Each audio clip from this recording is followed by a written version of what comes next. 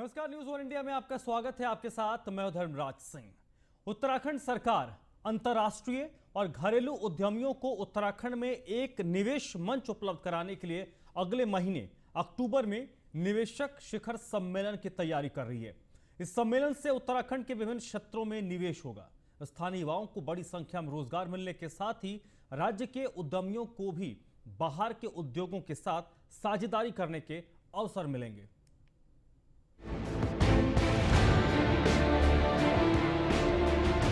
उत्तराखंड की पुष्करधामी सरकार अक्टूबर के दूसरे सप्ताह में इन्वेस्टर्स कॉन्क्लेव करने जा रही है। इस कॉन्क्लेव के जरिए उत्तराखंड में सरकार निवेश और रोजगार को बढ़ाएगी। इससे पहले भी देहरादून में अक्टूबर 2018 में इन्वेस्टर्स समिट का आयोजन किया गया था, जिसमें प्रधानमंत्री भी शामिल हुए थे और हजारों करोड़ का सरकार और कंपनियों के बीच एमओयू हुआ। 2018 में उत्तराखंड इन्वेस्टर्स समिट में 1,24,000 करोड़ के एमओयू किए गए। इसके सापेक्ष में अभी तक केवल 13,000 करोड़ का ही निवेश प्रदेश में आया है। हालांकि इस बीच कोविड-19 और लॉकडाउन की दुश्वारियों के कारण निवेश की रफ्तार में थोड़ा कमी जरूर आई है, लेकिन सरकार का दावा है कि प्रदेश में इन्वेस्टर्स समिट का सकारात्मक असर हुआ है। जब तक मैं कह रहा हूं आचार संहिता लागू नहीं होगी, तब तक प्रत्येक योजना का इंप्लीमेंट जारी रहेगा। आचार संहिता ही लक्ष्मण रेखा होती है चुनाव की। उससे पहले सब योजनाओं का संचालन होता रहेगा। सरकार अपनी योजनाएं चलाएगी, सरकार अपनी योजनाओं का क्रियान्वयन करेगी, नई योजनाएं भी लॉन्च कर सकती है। समय तो क्या है, इच्छा शक्ति होनी चाहिए। 15 दिन के अंदर भी काम हो सकता है, 10 दिन के अंदर भी काम हो सकता है। वहीं साल 2018 में इन्वेस्टर्स समिट को लेकर कांग्रेस और आप सरकार पर हमलावर है। कांग्रेस का आरोप है कि इन्वेस्टर्स समिट के लिए सरकार ने 60,000 करोड़ रुपए जनता के पैसे बर्बाद किए। बीजेपी केवल बड़े बड़े कार्यक्रमों के जरिए दिखावा करती है, लेकिन उससे हासिल कुछ नहीं होता। पहले भारतीय जनता पार्टी की सरकार और माननीय मुख्यमंत्री जी ये तो बता दें, 1,25,000 करोड़ के एमओयू पिछले इन्वेस्टर समिट में साइन हुए थे, दस्तखत हुए थे। उनका क्या हुआ? उसमें से कितने लोगों ने यहाँ पर कारखाने खोले, कितने लोगों ने यहाँ पर रोजगार के साधन उपलब्ध कराए, कितने लोगों ने अपनी इंडस्ट्री यहाँ पर स्थापित की? पहले तो उसका जवाब देना चाहिए जो त्रिवेंद्र सिंह जी ने किया था। त्रिवेंद्र सिंह जी तो देश और विदेश में जाके रोड शो भी किए थे, लेकिन मिला क्या उत्तराखंड को? पहले भी बोला गया है कि इतने 1,000 करोड़ के एमओयू साइन हो गए, लेकिन मैं ये कुछ जानना चाहता हूँ कि इन्वेस्टमेंट कितना आया, क्योंकि जब आप इन्वेस्टमेंट की बात करते हैं तो वो जीरो दिखता है आपको। तो ये फिर एक तरह से पीआर एक्सरसाइज है भारतीय जनता पार्टी की कि केवल एक समिट हो जाए जिसमें बोला जाए कि इतने इन्वेस्टर्स आए और इतनी हज़ारों करोड़ के एमओयू साइन होंगे और इतनी इन्वेस्टमेंट आएगी। लेकिन जब हम इसको पूरा देखते हैं तो हमें समझ में आता है कि ये केवल चुनावी समय में एक तरह से लीपअप होती है। इन्वेस्टर्स कॉन्क्लेव के जरिए चुनावी साल में एक बार फिर से बीजेपी एक बड़े इवेंट के रूप में जनता को मैसेज देना चाहती है, लेकिन ये कितना कारगर साबित होगा ये देखना होगा।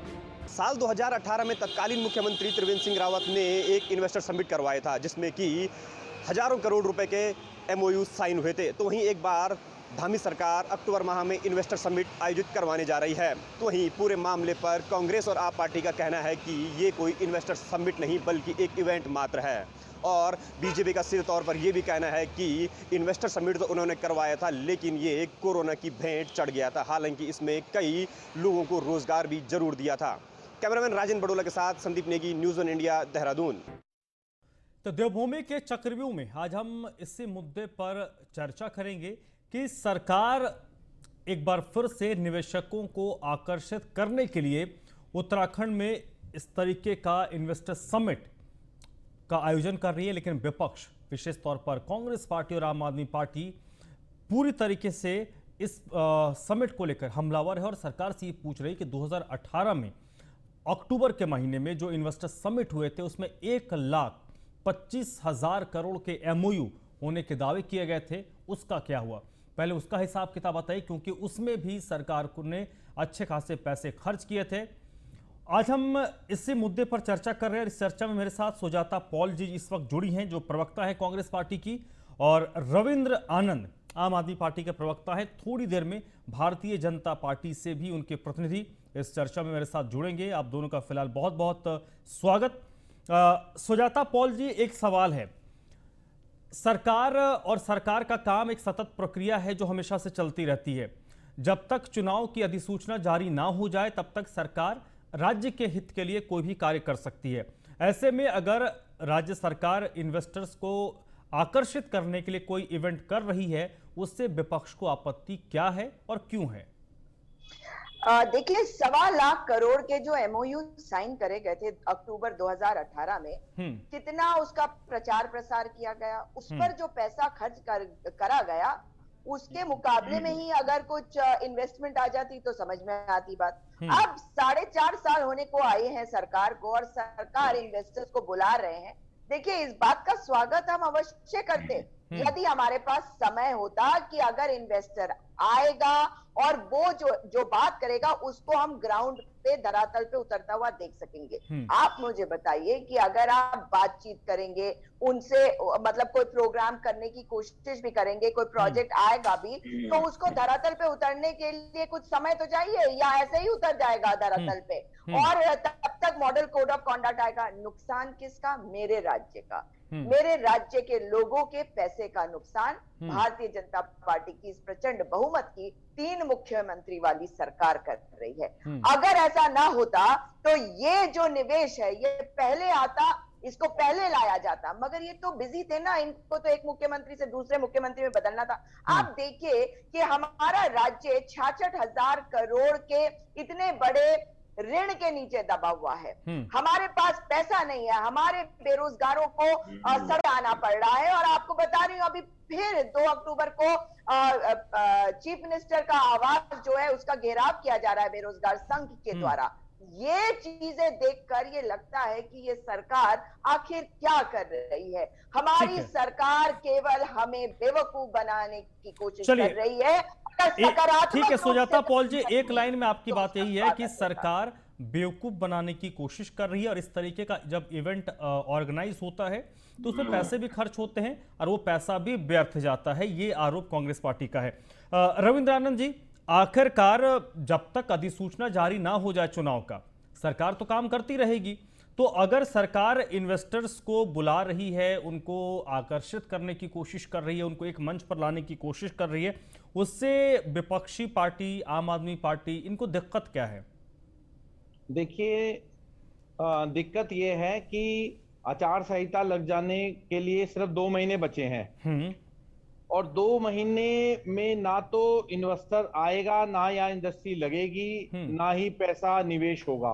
तो सीधा सीधा इसका एक ही मतलब है, मैं आपको धनराज जी बता दूं कि इस समय चूंकि चुनाव सर पर है और चुनाव में एक जनता को सिर्फ लॉलीपॉप देने के लिए, क्योंकि बीजेपी ने हमेशा लॉलीपॉप देने का काम किया है। अगर आप किसी भी मुद्दे को उठाएंगे, अगर आप बस्तियों वाले मुद्दे को उठाएंगे, अगर आप और भी किसी मुद्दे को उठाएंगे, तो हमेशा लटकाने का काम किया है बीजेपी ने, लॉलीपॉप देने का काम किया है और ये भी एक जुमला ही है। तो इसको ऐसे मान लेना चाहिए कि चुनावी वर्ष में, क्योंकि चुनाव सर पर है और कुछ काम तो हो नहीं पाएंगे, लेकिन जनता को रिझाने के लिए हर प्रयास करने की कोशिश की जा रही है। और चूंकि धामी जी, मैं एक बात और जोड़ना चाहूंगा यहाँ पे, देखिए बहुत इंटरेस्टिंग बात है, धामी जी को एक्सपीरियंस नहीं है, ना तो वो कभी मंत्री रहे ना मुख्यमंत्री रहे, तो जो चूंकि वो अनएक्सपीरियंस है तो अपने प्रयोग भी कर रहे हैं। तो ये जो उनका प्रयोग है ये मैं इसको बचकाना हरकत कहूंगा, ये एक बचकाना हरकत है, क्योंकि सब जानते हैं कि 2 महीने में यहाँ पर कोई निवेश आने वाला नहीं है, 2 महीने में कोई इंडस्ट्री नहीं लगने वाली। तो ये जो उनका प्रयोग है वो बचकाना है और कहीं ना कहीं चलिए रविंद्र आनंद जी और आम आदमी पार्टी की तरफ से एक बड़ा आरोप मुख्यमंत्री पुष्कर सिंह धामी पर लगा है कि मुख्यमंत्री इनएक्सपीरियंस्ड है और उनको समझ नहीं आ रहा कि उन्हें किस तरीके से शासन को चलाना है और वो एक्सपेरिमेंट कर रहे हैं। सुजाता पॉल जी, कितना इत्तेफाक रखते हैं आप आम आदमी पार्टी के इन आरोपों पर? देखिए ये बात तो मैं स्वयं अभी कह चुकी हूँ आपको कि बेवकूफ बनाने की कोशिश है। अब देखिए एक बात मैं आपको जरूर याद कराना चाहती हूँ, आपको याद है दो बातें, बल्कि एक तो देवस्थानम बोर्ड और दूसरा कर्मकार बोर्ड। आपको पता है ना कि त्रिवेंद्र सिंह रावत जी ने किस प्रकार से हरक सिंह रावत जी को हटा दिया था कर्मकार बोर्ड से। उन पर कितने बड़े घोटाले का आरोप लगा हुआ, 400 करोड़ का, 20 करोड़ का तो एक घोटाला बताया जा रहा है। और अब देखिए वहां पर जिन लोगों को रखा गया था, जिनको अपॉइंटमेंट दी गई थी, अमित शाह से मुलाकात होती है हरक सिंह रावत जी की, और उसके बाद उन लोगों को हटा दिया जाता है। तो ये क्या बता रहा है? ये बता रहा है कि ये भ्रष्टाचार कर रहे हैं। और मैं क्यों बता रही हूँ इस बात को, इस पर भी आऊंगी। दूसरी बात, देवस्थानम बोर्ड, आपने देखा कि देवस्थानम बोर्ड के बारे में इन्होंने किस तरीके से लोगों को बेवकूफ बनाया, हमारे तीर्थ पुरोहितों को, और ऐसा लगा कि ये जो तीर्थ पुरोहित है इनके साथ इनका कुछ फैसला हो गया। नहीं जी, 2 अक्टूबर से तो वो फिर 4 अक्टूबर से वे फिर शुरुआत कर रहे हैं। 4 अक्टूबर को देहरादून में पीसी है, फिर उसके बाद ऋषिकेश में पुतला दहन है अगले दिन, उसके बाद कहीं और पुतला दहन है। ये बता रहा है कि ये सरकार जानती है कि इनके भ्रष्टाचार, इनका नाकारापन लोगों से छुपा हुआ नहीं है, इसलिए इन्हें बेवकूफ बनाना पड़ेगा, लोगों का ध्यान मुद्दों से हटाना पड़ेगा। क्योंकि ये तो वही मुख्यमंत्री है जिन्होंने कहा था, जब इनकी चुनावी रैली हो रही थी, इन्होंने कहा था कि जो चोरी करेगा उसे मैं चोरी करने दूंगा, जो ठेकेदारी करेगा उसको ठेकेदारी करने दूंगा। तो आप समझ लीजिए कि ये तो सत्ता लोलुपता वाले लोग हैं, ये सत्ता के लिए कुछ भी करेंगे, लोगों के साथ गलत ही करेंगे और सही कभी नहीं कर सकते। राज्य जो है प्रगति पथ पर कभी नहीं जा सकता जब तक भारतीय जनता पार्टी की इस प्रकार की सरकार है। नहीं, भारतीय जनता पार्टी की वर्तमान में सरकार है, और चलिए अगर कांग्रेस पार्टी या आम आदमी पार्टी मानती है, क्योंकि आज मैं जब हम इस वक्त चर्चा कर रहे हैं, बातचीत कर रहे हैं, तो आपने उसमें भ्रष्टाचार के इश्यूज को रेज किए, ये एक अलहदा विषय हो सकता है, उस पर फिर कभी हम बात कर लेंगे। आज कोर इशू ये है कि उत्तराखंड में अगर इन्वेस्टमेंट होता है, और उत्तराखंड में ऐसा तो है नहीं कि कोई आके स्टील प्लांट लगाएगा, उत्तराखंड में तो बेसिकली कुछ सेक्टर्स हैं, उन्हीं सेक्टर्स का इन्वेस्टमेंट हो सकता है। तो सरकार एक कोशिश कर रही है, बनिस्पत इसके आप सरकार से ये जवाब मांग सकती हैं। सुजाता पॉल नहीं, आप एक मिनट, सुजाता पॉल जी, आप सरकार से इस बात का जवाब मांग सकती हैं कि अक्टूबर 2018 में जो 1.25 करोड़ के एमओयूज हुए, उसका स्टेटस क्या है। लेकिन अगर फिर से सरकार उस तरीके का की एक कोशिश कर रही है, मान लीजिए सरकार उसको पॉलिटिकली कोई नहीं बताता, लेकिन वो फेल हो गया और सरकार फिर से कोशिश कर रही है, तो इसमें बुराई क्या है? देखिए, मैंने आपको शुरुआत में क्या कहा कि अगर कुछ हो सकता है। अब देखिए, इस वक्त हमारे को क्या जरूरत है, हमारे बेरोजगार युवक हैं, नौकरियां मांग रहे हैं। चलिए आप ऐसी व्यवस्था कीजिए, धरातल पे आप उन लोगों को ऐसे कार्य दे दीजिए ताकि उनकी इनकम होनी शुरू हो जाए। आप ऐसा वाला निवेश कौन सा ला रहे हैं, मैं बताती हूँ कौन सा। ये निवेश है डालमिया हो, अडानी हो, अंबानी हो, उनके गेस्ट हाउसेस केदारनाथ, बद्रीनाथ, यमुनोत्री, गंगोत्री में बनाना, ये है इनका इन्वेस्टमेंट। जिस रास्ते पे ये चले हुए हैं, तभी तो आपको याद है ना कि जो इन्होंने देवस्थानम बोर्ड बनाया, उसमें अडानी जी जो है, ये अंबानी जी के पुत्र जो हैं वो सदस्य बना दिए गए, सज्जन जिंदल जी उसमें सदस्य बना दिए गए। यानी कि वो इन्वेस्टमेंट ये कर रहे हैं अपने चुनाव के लिए, अपने चुनाव के लिए, ठीक है सुजाता पॉल जी, आपने एक बात कही, ठीक है, आपने कुछ एक पर्टिकुलर हाउसेस के नाम लिए हैं। रविंद्र आनंद जी, जब इन्वेस्टमेंट की बात होती है तो मैं तो जाके इन्वेस्टमेंट नहीं करूंगा। इन्वेस्टमेंट करने के लिए देश में 20-25 घराने हैं, वही आके इन्वेस्टमेंट करते हैं। उत्तराखंड में भी करते हैं, उत्तर प्रदेश में भी करते हैं, गुजरात में भी करते हैं, झारखंड में भी करते हैं। देश भर में वही 20-25 बड़े नाम हैं जो अलग अलग सेक्टर्स पे इन्वेस्टमेंट करते हैं। आप इस तरीके से नाम ले लेना कि पर्टिकुलर घराने को फायदा पहुंचाने के लिए, ऐसा नहीं है कि 2000 जब भारतीय जनता पार्टी की सरकार आई है 17 में, उससे पहले इनके कारोबार नहीं चलते होंगे, या फिर 2017 के बाद से इस तरीके से आप कर रहे हैं। तो आप जब एक विपक्षी पार्टी होने के नाते ऐसी बातें करते हैं तो आप डिमोटिवेट करते हैं उन घरानों को। देखिए, ऐसा है कि मेरा इसमें थोड़ा सोचना डिफर है। मेरा ये कहना है कि किसी भी तरीके से आप पहले उत्तराखंड में निवेशक लाइए तो सही। आप तो सरकारी पैसे को खर्च करने में लगे हैं। 2018 में भी करोड़ों रुपया आपने खर्च किया, बिल्कुल ठीक है। हासिल क्या हुआ? जीरो। मतलब करोड़ों रुपया खर्च करने के बाद हमें उत्तराखंड वासियों को क्या मिला? निवेश के नाम पे जीरो। त्रिवेंद्र सिंह रावत जी ने कहा जी रूस से पैसा आएगा, वहां के लोग आएंगे, इंडस्ट्री के लोग, फिल्म इंडस्ट्री के लोग आ रहे हैं, कृषि से संबंधित हजारों यहाँ पर फूड प्रोसेसिंग फैक्ट्रियां लग रही हैं। क्या हुआ? जीरो।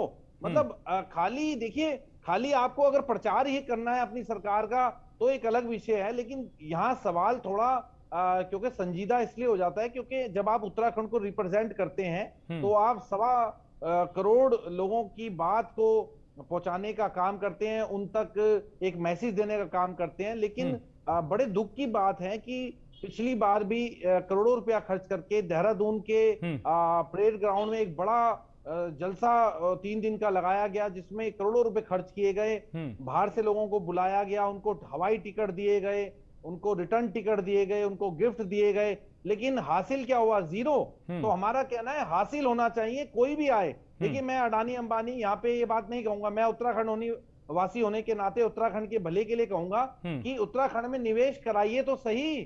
खाली उत्तराखंड के पैसे को, आप जनता के पैसे को गलत तरीके से खर्च करने पर लगे हुए हैं और हासिल बिल्कुल कुछ नहीं हो पा रहा है। देखिए, कुछ हासिल हो तभी बात बने ना कि हाँ भाई यहाँ पर कुछ निवेश हुआ। निवेश तो हुआ ही नहीं धर्मराज जी, और निवेश ना होने के बाद इसमें सर मैं सुजाता पॉल जी, रविंद्र आनंद, आप दोनों से मैं एक जवाब चाहूंगा। इसमें एक बेनिफिट ऑफ डाउट कह लीजिए, या फिर आप थोड़ा सा अगर उनको रियायत देना चाहें गवर्नमेंट को तो आप दे सकते हैं, क्योंकि कहा यह जाता है कि जब अक्टूबर 2018 में जब ये आपका इन्वेस्टमेंट समिट हुआ है उत्तराखंड में, उसके बाद मार्च 2020 पूरा ही ले लीजिए, भारत में हो सकता है 24 मार्च के बाद लॉकडाउन लगा, तो कोविड की को एक बहुत बड़ी वजह बताई जाती है जिसके कारण जो पूरी इकोनॉमी थी वो रुक गई। तो उत्तराखंड सरकार के तरफ से जो भी बचाव करता है, या भारतीय जनता पार्टी की तरफ से जो बचाव करता है, वो कोविड की बात करता है कि 2020 के बाद तो दुनिया पेंडेमिक के दायरे में आ गई, तो दुनिया का कारोबार पूरी तरीके से थम गया, रुक गया। तो अगर उस अब स्थिति थोड़ी बहुत मार्केट संचालन हो रही, मार्केट धीरे धीरे रफ्तार पकड़ रही है, तो अब शायद इस पर आगे हम एक कदम बढ़ा रहे हैं। ये लगातार अलग अलग ये जो इन्वेस्टर समिट का मुद्दा है, ये हर स्टेट में लगभग बीजेपी रूलिंग हर स्टेट में ऐसे इन्वेस्टर समिट हुआ है और सब जगह ये तर्क दिया जाता है। लेकिन आप मुझे ये बताइए कि हमारे यहाँ आया कितना निवेश, ये भी तो बताया जाए। और आपने खुद बताया कि अक्टूबर 2018 से मार्च 2020 तक की बात, यानी कि 1 साल 5 महीने, तो 1 साल 5 महीने में ताजा तो बहुत सारा निवेश आ सकता था ना, निवेश आया नहीं। और मैं जो बात कह रही हूँ उसको मैं स्पेशली एम्फसाइज करना चाहती हूँ कि देवस्थानम बोर्ड में जो हमारे पंडा पुरोहितों का जो रोष है वो इसलिए है क्योंकि बड़े घरानों को लाकर, एक मिनट, ठीक है, मैं आपको रोकूंगा। सुजाता पॉल जी, विपिन कैंथोला इस वक्त मेरे साथ जुड़ चुके हैं जो भारतीय जनता पार्टी के प्रवक्ता हैं।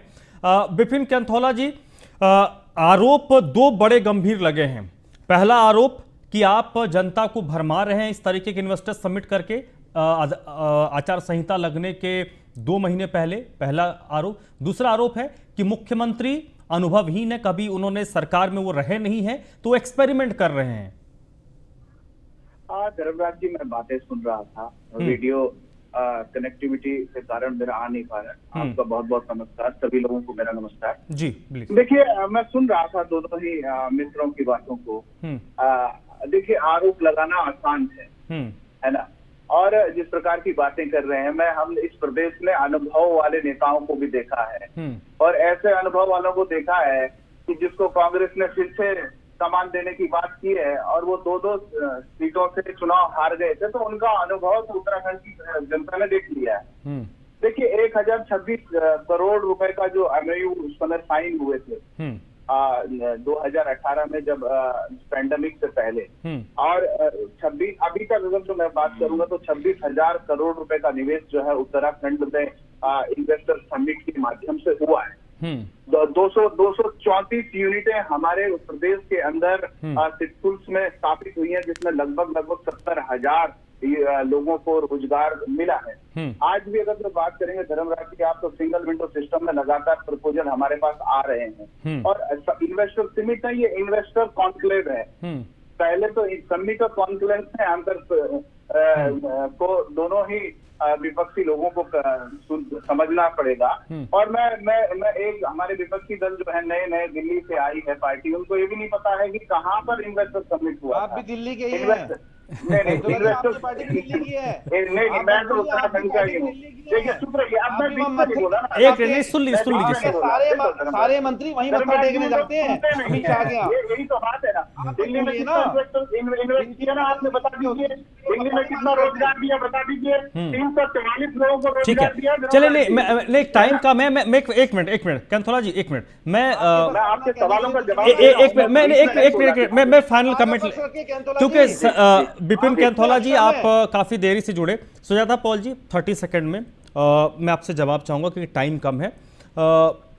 जो स्थिति बन रही है, उन्होंने अपने हिसाब से, भारतीय जनता पार्टी के प्रवक्ता हैं तो उन्होंने बैक किया है पूरे आरोपों को। पॉलिटिकल आरोप जो लगाए उनको थोड़ा नजरअंदाज कर दीजिए।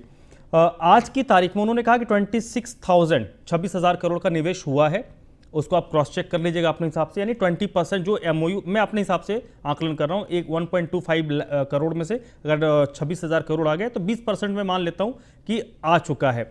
आगे ये कोशिश कर रहे हैं तो इनको बधाई दीजिए कि भैया कोशिश, जब तक आपके हिसाब से सरकार आपकी आ रही है, ये जा रहे हैं, तो जब तक ये तब तक तो इनको बोलने दीजिए कि जब तक आप करते रहिए, जितने आप 26,000 को कोशिश कीजिए 36,000 करोड़ कर दीजिए ताकि 1,000 और लड़कों को नौकरी लग जाए। सुजाता पॉल जी।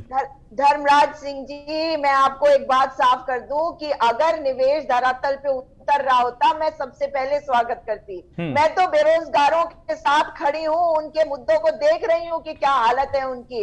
मैं जानती हूं कि धरातल पे एक भी कोई भी प्रोजेक्ट नहीं उतर रहा है। चलिए, एक भी प्रोजेक्ट नहीं है, आप इस बात से इत्तेफाक रखते हैं रविंद्र जी? जल्दी से सर।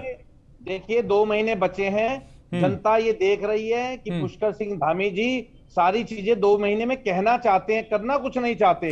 देखिए चलिए, सीएम धामी के पास, ठीक है सर, टाइम खत्म हो गया। सीएम धामी दिखा रहे हैं, करना उनको कुछ नहीं क्योंकि उनके पास टाइम नहीं है। ये विपक्ष का आरोप है और भी कुछ गंभीर आरोप विपक्ष ने लगाए हैं। बहुत बहुत शुक्रिया विपिन कैंथोला जी आपका, सुजाता पॉल जी आपका भी बहुत बहुत शुक्रिया, रविंद्र आनंद जी आपका भी बहुत बहुत शुक्रिया। तो देवभूमि के चक्रव्यूह में आज बस इतना ही।